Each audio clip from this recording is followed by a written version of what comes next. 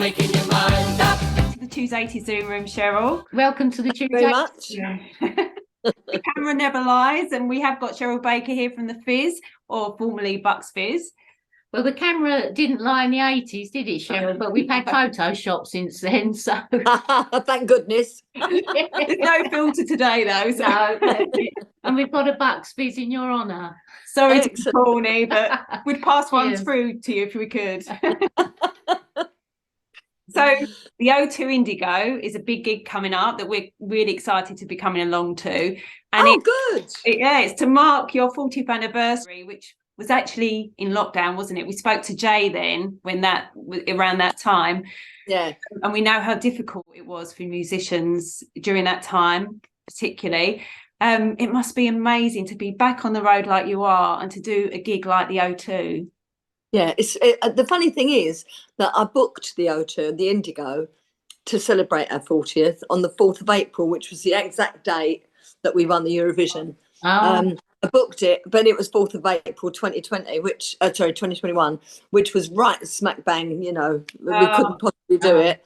And so, funnily enough, the Indigo then came to us and said, because we were going to foot the bill for it, we were going to put everything in, pay for this, pay for that, pay for all the light and the sound and everything. And then the Indigo came to us and said, completely different person. The person I was dealing with had gone. Yeah. And this new person said, really love the Fizz to come along and do a gig and we'll pay you a fee. And we will put in the lights and the sound. And we went, yes, please. Brilliant. It's funny. It's, I don't know. Kismet, whatever you want to call it. It's great that we're doing it. That must be fate that worked out that way, Cheryl. Yeah. There you go. There you go. And of course, another big event, you mentioned Eurovision, is Eurovision coming up in Liverpool this year.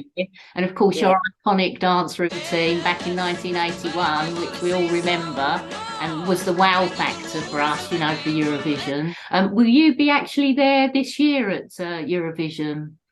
As soon as they made the announcement that it was going to be Liverpool, we all, me, my kids, their partners, we all got straight onto all the sites that do, like Airbnb and holiday lettings and that, looking for a property, and we've rented a house. So we're going to be there for the week before. Oh, fantastic. So it's going to be a big party around here. Yeah, and we're gigging as well. I mean, since that happened, the phone hasn't stopped ringing. So we're gigging the night before. We're doing Bongo's Bingo, which apparently is huge fun. Heard of that, So we're doing that, and we've been asked to appear, several different places all around the Liverpool area, included on the day. So, come what may, I will be there. Yes. Oh, brilliant! We thought you'd be involved in the night, though. We thought they'd want you on stage as a special guest appearance. You'd think so, wouldn't you? Do you know we weren't even invited the year after we won? No, that's ridiculous. Honestly, that's unbelievable. Because. Well, yeah, the previous year's winner always hands over the trophy, don't they? But not after we won. It was in Harrogate, and I don't know, for political reasons or whatever it was, the mayor of Harrogate gave the award. Who cares about the mayor of Harrogate, honestly? Yeah, so that was stupid, so ridiculous. So we weren't even invited. But I've been a few times since. Have you ever been to Eurovision? No. I'm waiting for the tickets to go on sale next week. I'm going to try. Put it on your bucket list, honestly. It's the best. The atmosphere is fantastic. There's so much happiness. There's so much happiness and love, It's not countries competing, it's countries combining. It's really lovely. It's really quite a special thing. So going back to that amazing night, so my special memory from that night was I was at my aunt's party. Me and my cousins didn't want to be involved in the party because we were watching the Eurovision in the bedroom, and then as soon as you won, we ran out in front of all our aunts and uncles and did the dance to your song. And that's my overwhelming memory from that night. Apart from when you actually knew that you'd won, have you got any other special memories from that night that you always look back at and think, oh, that was just amazing? Not leading up to it, not leading up to winning. I mean, it was all just rehearsals all the time. And sitting in the green room waiting for the votes to come in. It was very nerve-wracking. And Yeah, well, you can imagine. You can imagine. Yeah. But there was no special moment. To be perfectly honest, I mean, the nerves were so high before we went on stage.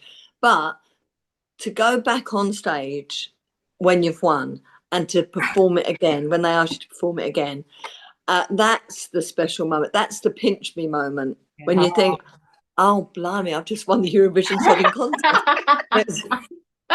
I bet you were on cloud nine, Cheryl. Oh, It was my childhood dream, because oh, like you, I watched it. I watched it as a child, you know. yeah. And I remember watching when Sandy Shaw won and thinking, oh, imagine that. Imagine winning the Eurovision Song Contest. And I did. Oh, that's it. And that was another iconic win as well, wasn't it? Puppet on a String. It was the first one for the UK. Yeah. So incredible time. Now, going back, growing up, you grew up in Bethnal Green, didn't you, Cheryl? And I'm a Stepney girl, so Stepney I'm. girl. Are you? Well, I've got East End roots. My nan lived in Stratford, and my dad grew up in Bow, so we're all East Enders. How did you get involved in the music industry to start with, Cheryl? Because you were part of Coco originally, weren't you? Yeah. I didn't expect to, you know, I thought that if I was going to be in the music industry at all, it would probably be as a singer in a band in a pub, because it was pub culture in those days, wasn't it? Unfortunately, now pubs are all houses, aren't they? So, but back then there was a pub on every corner. You used to direct traffic by pubs, didn't you? Yeah, go left at Banjo Crown, right at the Dragon. Yeah, that's it. And every pub had a piano, didn't they? Had the piano there. They all had live music, and so I thought that's what I was going to do. I worked, because I lived in Bethnal Green. I was only a bus ride away or one stop on the tube to the city, and so I studied to be a secretary at school. Did shorthand typing, Pitman's shorthand. Oh, and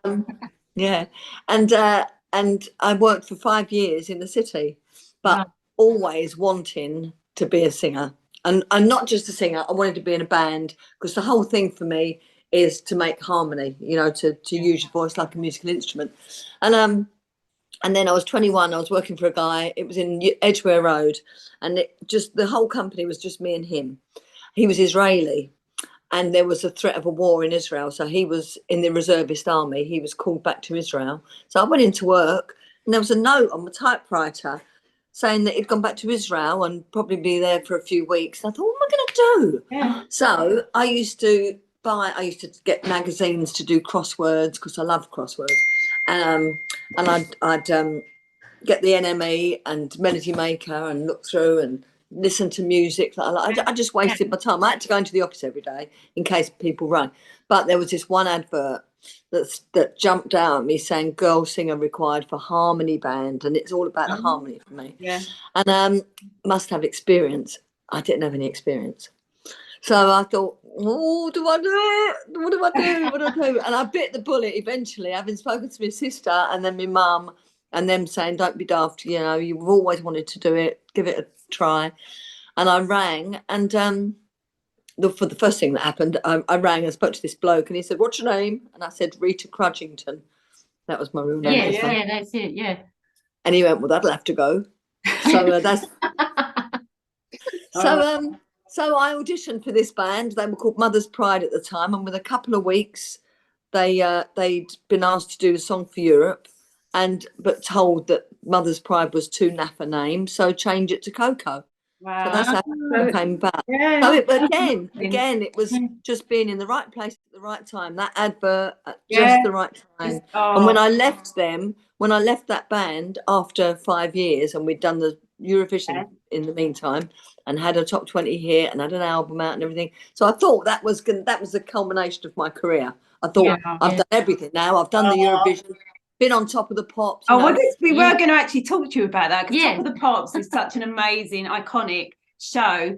What was it like to be there on the first time? Can you remember who you were starring with? Did you chat to the other artists? What was it like?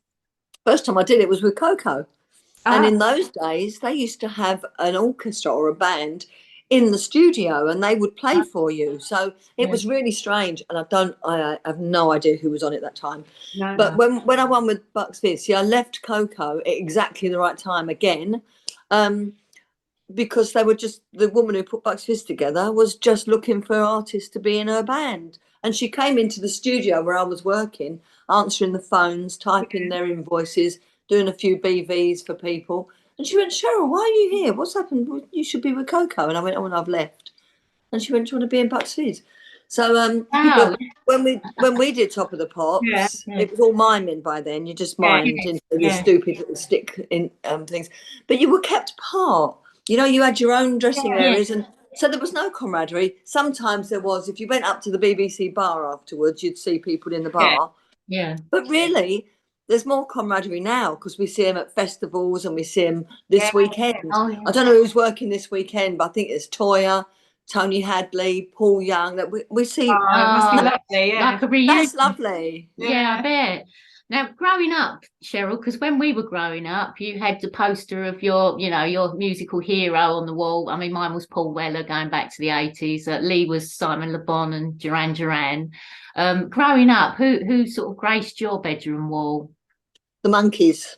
Oh, The Monkeys and, well, Crosby, Stills and Nash and James Taylor, Joni Mitchell, but my heartthrob was Davy Jones from the Monkees. Oh, yeah, lovely, wasn't it? And then when I was working with Coco, we had a gig at a club called the White Elephant Club on the River, which was very prestigious, and all the stars used to come in there. Rod Stewart, I mean, he was probably the biggest, but Dolly Parton at the time and Kenny Rogers.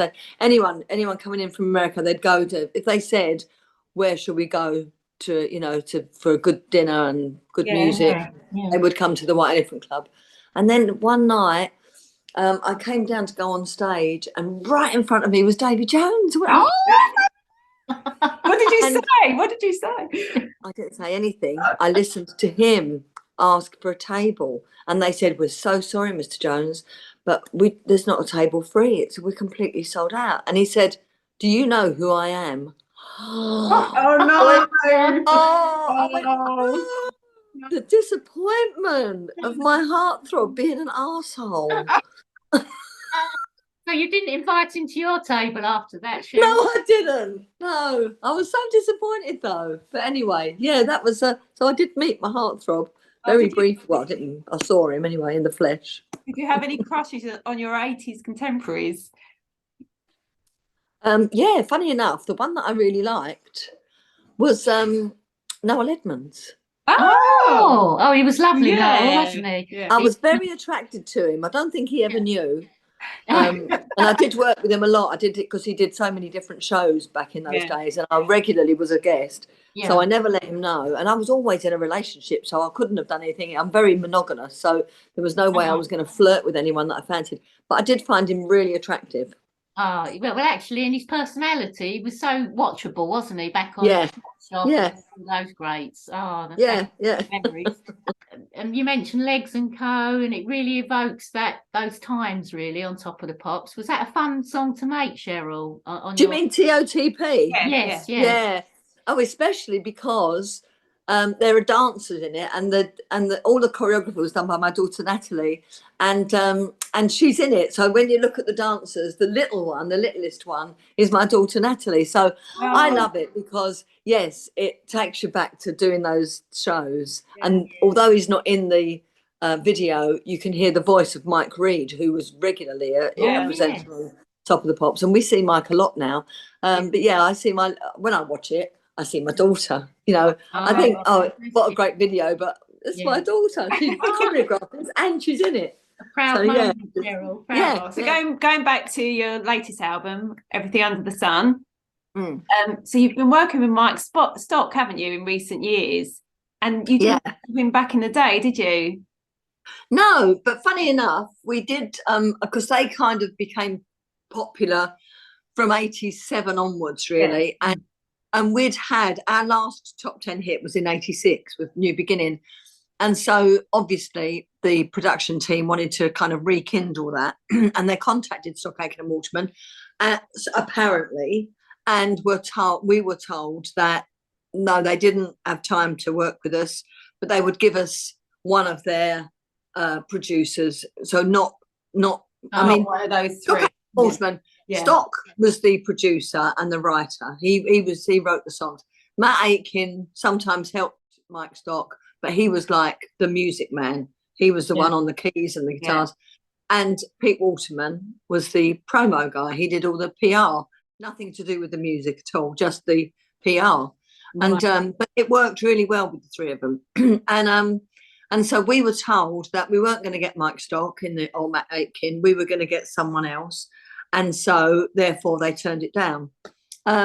Since then, talking to Mike Stock, he went, I was always trying to get you in the studio. I wanted to work with you guys. And we were always told, no, not interested, not interested. So, you hear one story and then and you believe it. And then you hear the other side of the story and you think, well, there you go. You never know, really, do you? So, that's it. And that happened with yourself and Jay and the different members back in the day, didn't it? They used to, unbeknown to us, they used to play us against each other.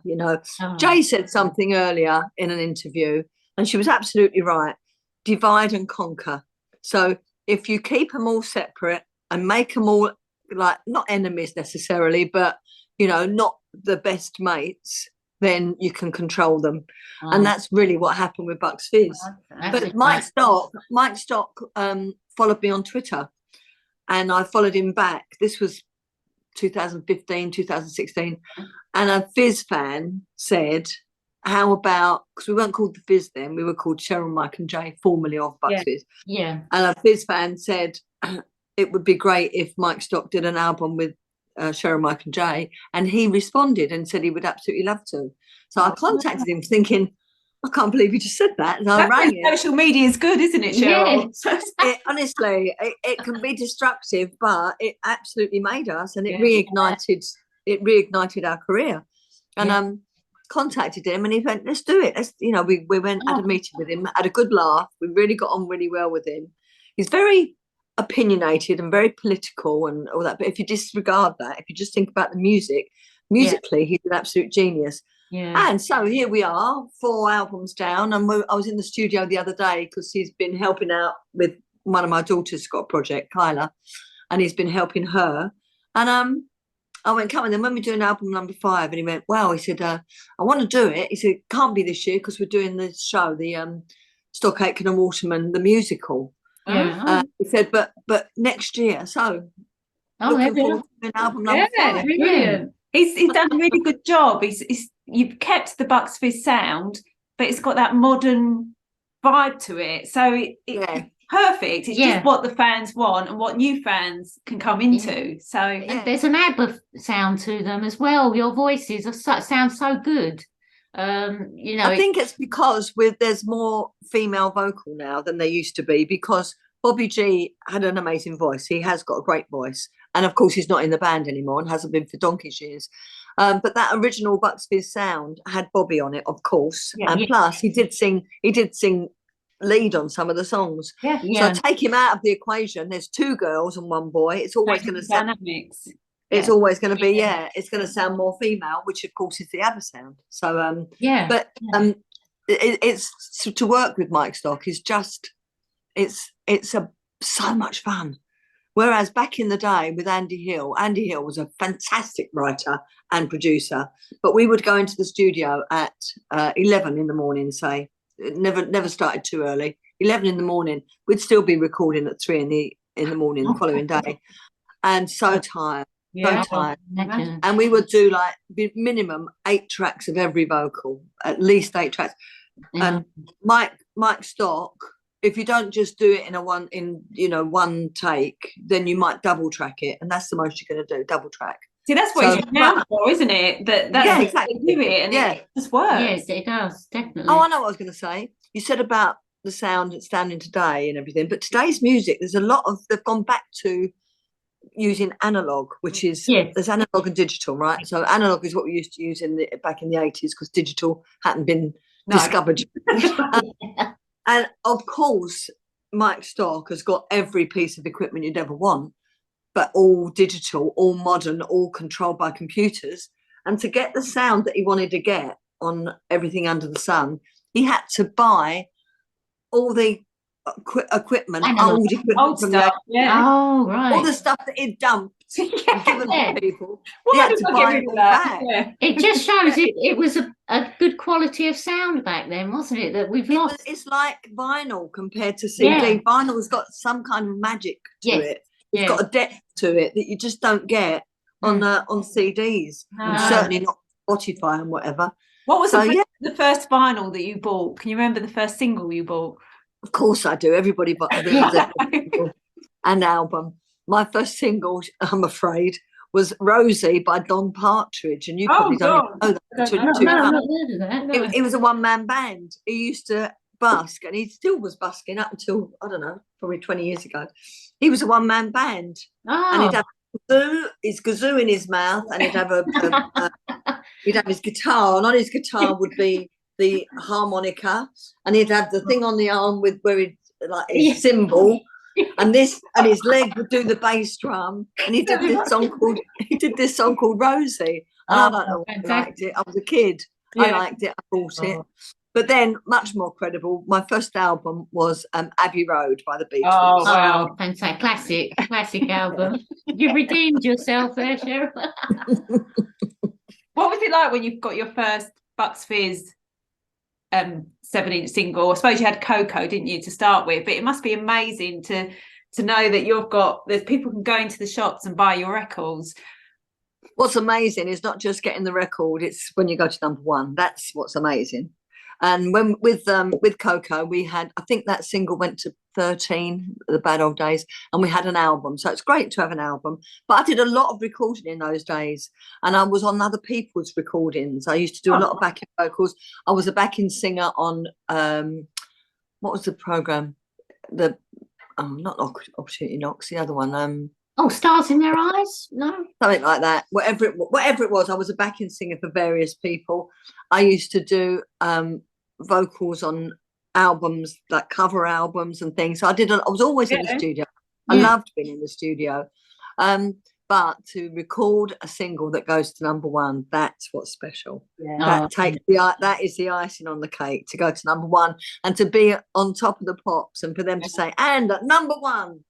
I bet in the streets everyone was saying, Cheryl, we saw you on TV last night. Did you get all that sort of attention after? Of course, yeah, especially where I lived, because I was born in the flat where I lived, and I was 27 when we did the Eurovision, just 27, and so all of my neighbours, because in those days it wasn't a culture where you move house or move flat or whatever. No, if you were born there, you stayed there.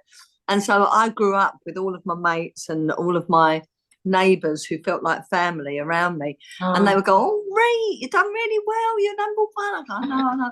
Oh, where are you going today?" And I go, "Oh, we're flying off to Austria." "Oh, and lovely Austria." And they didn't, there was no jealousy or you lucky thing or why you. There was none of that, because I was their family to them. Pride. Yeah. So they lived it with you, Cheryl. They sort of did. With you. My sister, after we won, I rang home, and Sheila, my sister, answered the phone. She went, it's Rita! And everyone cheered and screamed. And she went, "Rita, you should have seen it." I get upset when I think about this. She said, where we lived, there was 3 blocks of flats, and ours was the middle one. And of course, I knew everyone in every flat, of course. And she said, everyone came out. I get all upset. Everyone came out on the balconies, and they threw their windows open, and they were all singing the song, because it was like their own family had won, you know. I bet. And so I was so stupid. Oh no, I can imagine it's emotional to think. And I couldn't wait to get home and see them all, you know. Yeah, I bet. Couldn't wait. Oh, it's lovely. Happy memories, Cheryl. Happy memories. Yeah, absolutely right. Great memory. Well, I wasn't there. Memories of Sheila. Yeah. Oh, sorry to get you started there, Cheryl. That's all right. Don't take me much. Whizzing back to recently, you're, in the heritage charts, Cheryl. You're number 6 there with Treasure Forever. And we found the words really poignant when we were listening, because it's, you're saying, now we're together, stronger than ever, feels like I'm ready to fight. Proud to say we faced it together. it really epitomises the journey, I think, that Bucks Fizz have been on, doesn't it? You It's know. Mike Stark. He wrote that especially for us. Oh. He's so clever, honestly. And there's another song on there, or is that the one? No, there's another song on there that he wrote especially for the fans. Oh, it's called Not a true heart. We do it for you or something. Yes, I do it for, yes, I do it for you. That's a lovely so one. that's he wrote that. That's for the fans. But yeah, Treasure Forever is just about our journey. It did go to #1 in the Heritage chart, and then it went to drop to 2, and now it's at 6. Yeah, oh, fantastic. Yeah, it went to #1. So actually, we've had the previous Heritage charts with previous albums. We've gone to #1. So, but it's by votes. It's not by record sales. But yeah, the lyrics of Treasure Forever he wrote especially for us because of the journey that we've taken, and you know, there's been a lot of pitfalls on the way, but we're still together and we made it, and still recording and still strong, and it's great. Have you sung that live, Cheryl? Yeah, we have. Yeah, you feel quite emotional singing that, because singing those words, it's sort of like a real. Yeah, it is an emotional song. Yeah. Actually, the emotional song is off of the last album, which was Smoke and Mirrors, which was Jay's one. Yes. That was so emotional because she recorded that at a time when she'd been diagnosed with cancer of the mouth, and we knew that she was going to. Well, maybe we knew she was going to have to go into hospital and have a section of her tongue taken away and replaced with a bit of her leg. And I thought, what if she doesn't survive it? It's cancer. What if it spreads? It was a real traumatic time. What if she can't sing again? Yeah. What if it changes the shape of her mouth? And because she's got this dreadful scar down here that she covers really well. It almost looks like a crease in her neck. But it's a shocking scar because your tongue goes all the way down here. I didn't know that. Yeah. And so they had to remove all of this and part of the tongue that's in her mouth. It's just funny. She's incredible recovery. She's just contacting me now. Oh, that's funny. Yeah, it's funny, isn't it? It really is funny. Honestly, we met in a previous life. I'm sure of it, me and Jay. But yeah, so it was such a traumatic time. So, and there are songs that Mike Stock has specifically written ever since we've known him that have been absolutely with us in mind. He's talked to us. He's found out things about us. He writes a song about it, and he writes it like that. It's so quick. It's genius. Did you see the documentary? Yes. He wrote. Was it? I Should Be So Lucky. He wrote in 15 minutes. I know. One of the biggest selling songs of all time. Yeah. He wrote it in 15 minutes. Blimey. God. He's just got an inherent knack with words, hasn't he? That's sort of so memorable, and he channels things that really touch the heart, I think. Yeah. And we love working with him, and I think he really enjoys working with us. He finds Mike Nolan hysterical. He laughs all the time with Mike. Mike is such a clown. He's not a joke teller, but he's a clown, and he really makes Mike Stock laugh, and Mike loves him. They love each other, actually. It's a real, you know. Sounds like you have a lot of fun in the studio, Cheryl. Oh, we do. We really do. I get all serious about doing the vocals and everything, and Jay's the same. But Michael just is the clown of the group. So it's a great working combination. It really is. So we know you said in previous interviews that you would reunite with Bobby if he did. Yeah, I would. Yeah. Do you think that had ever come to? No, I don't think he will. And I think it's a shame. I mean, I can't honestly say that I'm not bitter really about the whole name thing. I really am. I'm really not happy about it, and I think it's ridiculous that his wife owns the name. I really think it's ridiculous, and it's done him no favours because people still call us Bucks Fizz. Yeah, you know. But we can't officially be called Bucks Fizz, and it has lost us an awful lot of work. I know that for a fact. So in that respect, I'm cross, but you know, we have history. The four of us have massive history, including the awful coach crash that we had. So you know, I think that we should all bury the hatchet, not in each other's heads.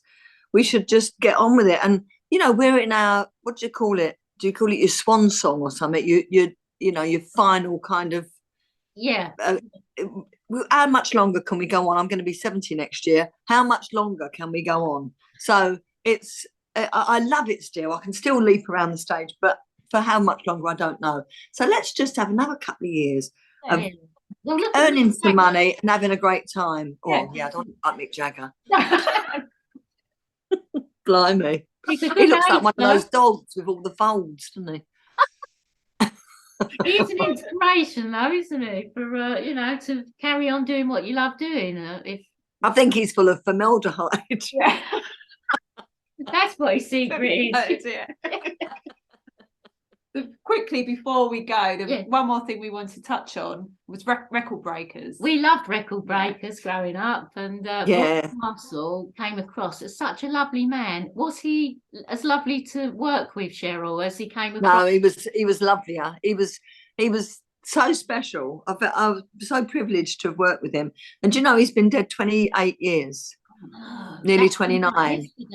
I know. The last time I saw Roy was when I gave birth to my twin girls, and they'll be 29 in June. And he came to the hospital. He was having all the treatment, and he was really bloated and bald and very, very poorly. But he came to the hospital because he knew one of my girls was, she was in special care baby unit because she wasn't breathing. So he came to make sure she was okay. That is what he was all about. It was never about Roy. It was always about you. How are you? How are you? Tell me about what you're doing? So he was lovely. He was really funny, had a fantastic sense of humour, really thoughtful, really kind, all those lovely things. Yeah. I saw him lose his temper once, and that was when we were in America and we were trying to find our way to somewhere, and we'd gone off onto the wrong road. And that was the only time in all the years that I worked with him that I saw him lose his temper. Yeah. What an amazing tribute, Cheryl. And he was very talented musically as well. Did you ever do a duet with him? Because I mean, we sang Dedication. We sang that. Yeah. And we did the world's biggest jazz band at one point, and we sang on that. But he also, of course, played the trombone and the piano and the glockenspiel and everything else he played. He was multi-talented. Yeah. He should have been, without question, Bert in Mary Poppins. Yeah, he would have been perfect as Bert, but you know, and he should have been tap dancing as well, just to add to his many talents. Well, he was a record-breaking tap dancer. Yeah. So you held and he broke record. I did break records, yeah. But he broke records like we did. We broke one record, but we both did, which was the longest rope slide. I prefer to call it a death slide because it sounds more dramatic. It was from the top of Blackpool Tower, and when you're at the top, this is not the top where you get to when you're visiting. This is the top that you're not allowed to go to. So we went right up the top with the Royal Marines, and they'd set up the rope slide, and it was going down to the promenade below, and it was I can't remember how many feet. I think it's about 300 feet, about 100, whatever that is in meters, and 1,200 feet out, and he was terrified of heights. Oh, no. And when we got up the top, he couldn't look over, and he was shaking. Yeah, and yet he still did it. And what he did as well, as he went down on that slide, just with a harness on him, he sang, "Oh, I do like to be beside the seaside." And yet he was terrified of heights. And the other thing he did was wing walking. We were both asked to try wing walking, and I did it. We were in Wiltshire, which is quite undulating, so there's lots of thermals. So the plane was doing this, you know. And I'm standing on top of a plane like this, thinking, what am I doing up here? What am I doing? Why am I doing this? And when we landed, the producer went, "Well, Cheryl, will you do it?" I went, "Absolutely not." But Roy Castle, afraid of heights, he did it, and he broke the world record. He landed somewhere in France, and I went out to meet him, and he had these goggles on, and they had all dead flies on them. Talk about he broke the world record. He did say when he was going over the English Channel, he said he questioned why he was doing it. Then he thought, I'm putting my life in the hands of this piece of tin held together with rivets and things. Yeah. But Like, he was great man. he was a great man. He was a great man. Finally, Cheryl, if you obviously on This Is Your Life. We just wondered if you could sum up in a sentence your career or your amazing journey. How would you describe it? I would say that I'm one of the luckiest people I've ever known in my life. I've loved everything about my career. I've really loved it. Even the things that I hated, I love. Like, for instance, doing musicals where I'm terrified before I go on stage, but I'm really glad I did it because I've met some amazing people. I'm just thrilled that I'm me and nobody else. Oh, that's well lovely. said, Cheryl. Brilliant. Oh. That's so lovely. Oh, we can't wait to see you on the 31st of March at the O2 Indigo. We'll be dancing around near the front probably somewhere. So look out for us. With our bucks, Fizz. Yeah. Let us in. Oh, cheers. It's been an absolute pleasure and privilege to talk to you. Really. Thank you very much. For years. We have. See you on the 31st then. Yeah, can't wait. See you then. Bye. Take care. Take care.